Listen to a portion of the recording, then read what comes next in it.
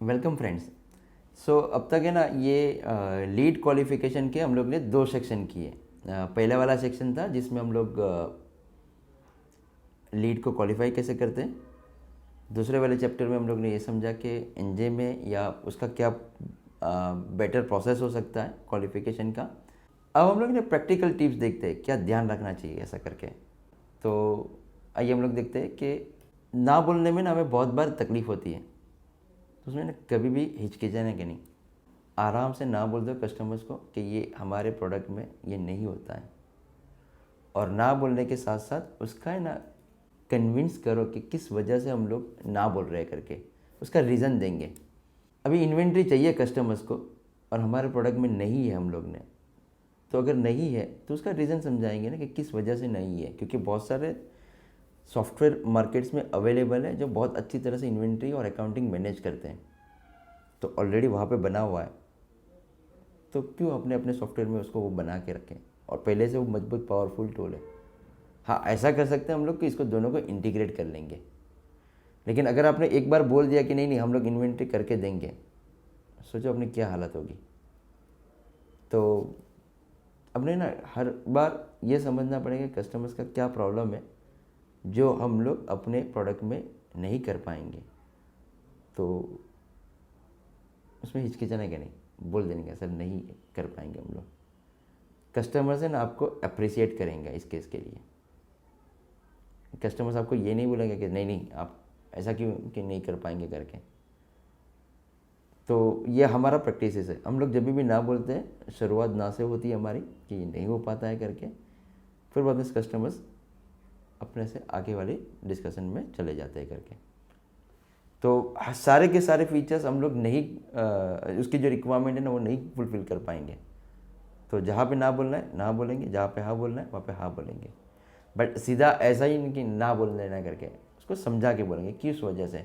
क्योंकि जितने भी फीचर्स या पूरा प्रोडक्ट बनाए उसका पूरा का पूरा फिलोसॉफी है, तो वो फिलोसॉफी समझाएंगे। जैसे सपोज किसी को लाइव ट्रैकिंग चाहिए, मेरा पर्सन है ना कहाँ कहाँ ट्रैवल कर रहा है तो लाइव ट्रैकिंग चाहिए करके, तो हम लोग ने जानबूझ के नहीं रखा है अपने प्रोडक्ट में। वो लाइव ट्रैकिंग लेके आके करेंगे भी क्या, उसका कोई एक्शन ही नहीं करने वाला है। तो उसका पूरा का पूरा फिलोसॉफी है। सेकंड ऐसा कि किसी ने बोला कि नहीं हमें तो है ना ऑफलाइन भी आपका ऐप चलना चाहिए करके, हम लोग ने जानबूझ के लिए नहीं रखा है कि ऑफलाइन हमारे। क्योंकि आप एक बार इमेजिन करो कि अपने लास्ट 6 महीने में या 1 साल में आप कितनी बार कितने समय तक इंटरनेट के बिना रहे। सब जगह इंटरनेट अवेलेबल है, तो क्यों ऑफलाइन वाला हम लोग इतनी सारी मेहनत करें। तो उसका पूरा का पूरा फिलोसॉफी है, तो उसका रीज़न समझा के हम लोग उसको ना बोलें। और कभी भी ना कस्टमर्स बोलता है कि नहीं हमें तो इतना % डाउन डिस्काउंट दे दो, 60% डिस्काउंट दे दो करके, वो वाला ना डिस्काउंट वाले मैटर में नहीं पड़ने का। अगर आपने क्वालिफिकेशन प्रॉपरली अच्छी तरह से किया होगा, नेगोशिएशन आएगा ही नहीं।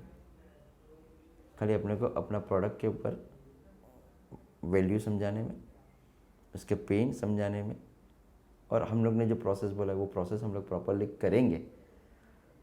कस्टमर्स आपको है ना ये बोलेगा कि सर मान के लिए कुछ कर दो ना, बट इतना बड़ा हैवी डिस्काउंट नहीं मांगेगा।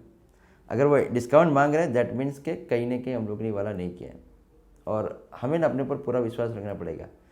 तो डिस्काउंट देने में रश मत कीजिए। ऐसे कस्टमर्स के ऊपर टाइम ना बिगाड़े जो अपने को इन्फॉर्मेशन नहीं दे रहे, या हम लोग सवाल कर रहे उसके ऊपर जवाब नहीं दे रहे, क्योंकि उसका रिक्वायरमेंट ही नहीं है। अगर रिक्वायरमेंट होता तो अपने को बोल देता, तो रिक्वायरमेंट है ही नहीं, तो क्या के लिए हम लोग अपना टाइम वेस्ट करें। तो वैसे कस्टमर्स को अपने को ज़्यादा फॉलोअप करने की ज़रूरत नहीं है। कस्टमर्स अभी अपने को कंटेक्ट नहीं करना और फ़ोन नहीं रिसीव कर पा रहा है, रिस्पॉन्स नहीं दे रहा है, तो अपने को कोई और तरीका ढूंढना पड़ेगा। या उसके ही कंपनी में हम लोग किसी और टीम मेंबर को फ़ोन करके पूछें कि क्या हुआ करके। या फिर भी हमें कोई कांटेक्ट नहीं मिल रहा है तो छोड़ दो, ऐसे कस्टमर्स अपने लिस्ट में नहीं आना चाहिए। तो ये वाला ध्यान रखें। अगले चैप्टर में हम लोग कैपेबिलिटी डेमोस्ट्रेशन के ऊपर बातचीत करेंगे। थैंक यू, बने रहिए हमारे साथ।